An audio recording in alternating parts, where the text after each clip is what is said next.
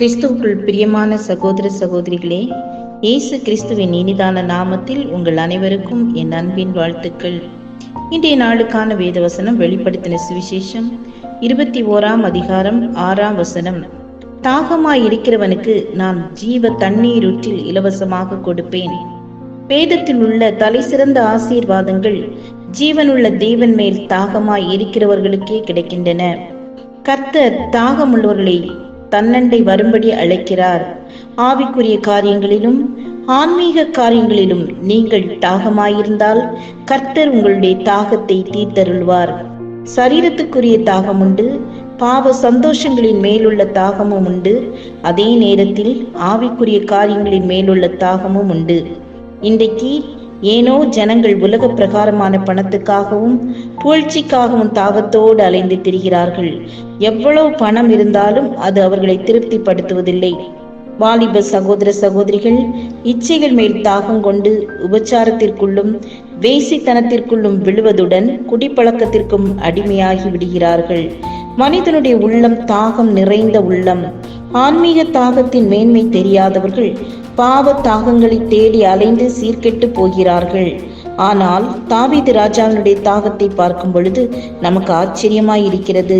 மானானது நீரோடைகளை வாஞ்சித்து கதறுவது போல தேவனே, என் ஆத்துமா உம்மை வாஞ்சித்து கதறுகிறது.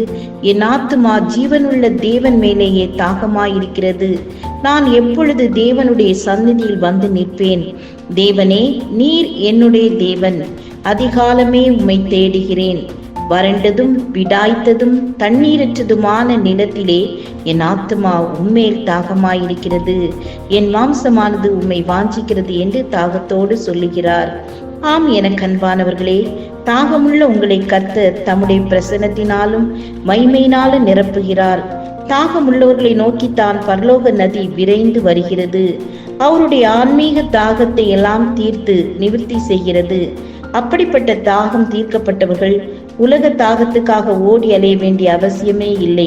பிரியமானவர்களே, நீங்களும் தாகத்தோடு தெய்வ சமூகத்துக்கு வருவீர்களா? பரலோகத்திலிருந்து வருகிற ஜீவ தண்ணீர் உள்ள நதியாகிய பரிசுத்த ஆவியானவரையும் தேவ பிரசன்னத்தையும் தாகத்துடனும் வாஞ்சியுடனும் கேட்பீர்களா? தாகமுள்ள ஒவ்வொரு பாத்திரத்தை நிரப்புவதற்கு அவர் ஆயத்தமுள்ளவராய் இருக்கிறார். ஜெபம் செய்வோம். கிருபையும் இரக்கம் நிறைந்த கர்த்தாவே, தாகமாய் இருக்கிறவனுக்கு ஜீவ தண்ணீரை இலவசமாய் தருவேன் என்று சொன்னீங்களே, எங்கள் ஒவ்வொருவரையும் ஆவியின் வல்லமையினால் நிரப்புங்க. ஆவியின் வரங்களை தாருங்க. ஆசீர்வதித்து வழி நடத்துங்க. இயேசுவின் நாமத்தில் பிதாவே, ஆமேன், ஆமேன். God bless you.